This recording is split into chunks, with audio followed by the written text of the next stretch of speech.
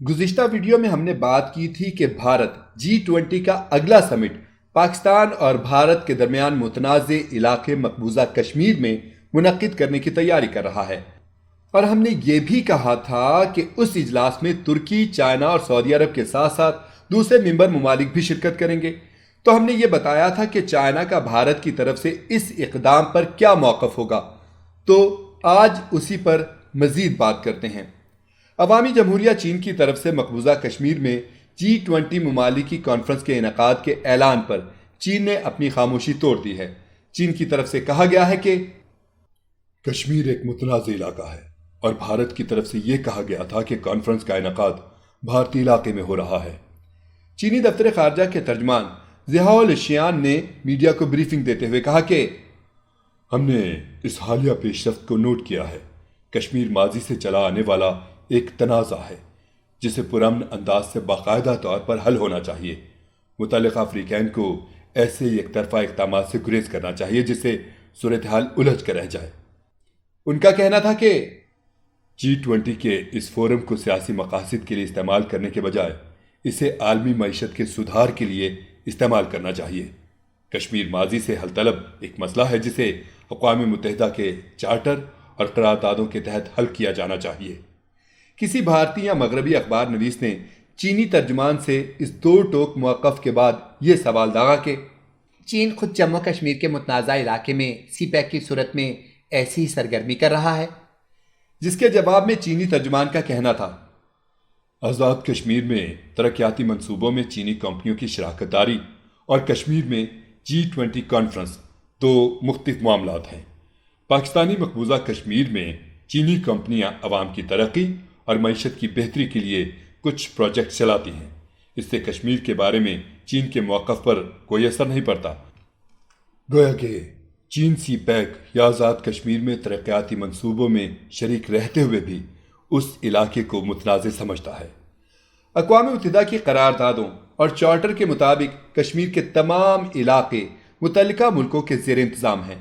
آزاد کشمیر کا نام تو داخلی شناخت اور پیار محبت کے طور پر ہم نے خود رکھا، مگر دنیا دونوں حصوں کو پاکستان اور بھارت کے ساتھ منسوب کر کے زیر انتظام لکھتی اور کہتی ہے۔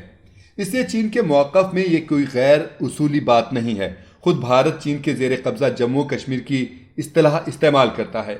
چین کی اس ادا کو نیوٹرلٹی کا تاثر دے کر بھارت اپنی بات میں وزن پیدا کرنے کی کوشش کر رہا ہے۔ اب تھوڑا G20 تنظیم کے بارے میں بات کرتے ہیں، لیکن اس سے پہلے یہ جاننے کی کوشش کرتے ہیں کہ بھارت آخر کیوں 2023 میں منعقد ہونے والا اجلاس مقبوضہ کشمیر میں منعقد کرنا چاہتا ہے۔ تو اس کے لیے ہمیں تھوڑا ماضی میں جانا ہوگا۔ 5 اگست 2019 کو بھارت نے کشمیر کی خصوصی شناخت اس دعوے کے ساتھ ختم کی تھی۔ ریاست پرانے اور اپنے قوانین، آئین اور الگ شناخت کو ظاہر کرنے والی علامتیں اس کی تیز رفتار ترقی کی راہ میں رکاوٹ تھی۔ بھارتی حکومت کے ہاتھ کشمیر کے آئین، اسمبلی اور قوانین نے باندھ رکھے ہیں۔ وہ کشمیر کو بھارت کی دوسری ریاستوں کے برابر ترقی دینا چاہتا ہے، مگر الگ شناخت اور خصوصی حیثیت اس کی راہ میں رکاوٹ بن جاتی ہے۔ لیکن یہ دعویٰ پہلے مرحلے پر ہی اس لیے غلط تھا کیونکہ بھارت کی کم از کم 6 ریاستیں اپنی خصوصی شناخت کے باوجود روایتی انداز سے ترقی کر رہی تھیں، اور یہ ترقی الگ شناخت اور قوانین کے دوران ہی ہوتی رہی۔ اب آتے ہیں G20 تنظیم پر۔ G20 یعنی گروپ آف 20 دنیا کی 20 بڑی معیشتوں کے درمیان اشتراک و تعاون کی ایک تنظیم ہے، جس میں ایک طرف امریکہ، برطانیہ، بھارت جیسے ممالک ہیں، وہیں دوسری طرف چین، روس، انڈونیشیا، ترکی، سعودی عرب، ارجنٹینا، برازیل، جاپان، میکسیکو، جنوبی افریقہ، جرمنی اور کینیڈا جیسے ممالک شامل ہیں۔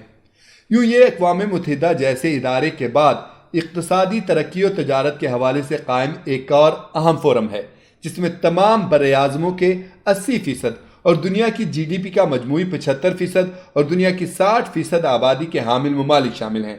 اس طرح G20 ان بڑے چیدہ ممالک کا اکٹھی ایک عالمی نوعیت کی سرگرمی ہوتی ہے، اور ایک عالمی نوعیت کی سرگرمی کے لیے مقبوضہ جموں کشمیر کی سرزمین کا انتخاب ایک پرانی کوشش کا نیا اظہار اور انداز ہے۔ 5 اگست کے اقدام کو ایک بین الاقوامی قبولیت دینے کے لیے G20 کے ملکوں کو کشمیر لانا بھارت بہت ضروری سمجھتا ہے، کیونکہ بھارت کا مقصد یہی ہے کہ پاکستان کے ہاتھ سے جموں و کشمیر کی متنازع حیثیت کا کارڈ اگر چھینا نہ جا سکے مگر اسے قطعی غیر مؤثر بنایا جائے۔ اس طرح یہ G20 کانفرنس 5 اگست سے جڑی ہوئی ایک سرگرمی ہے، یا اسے بھارت کی طرف سے کشمیر کی متنازع حیثیت ختم کرنے کے حوالے سے اگلا قدم کہا جا سکتا ہے۔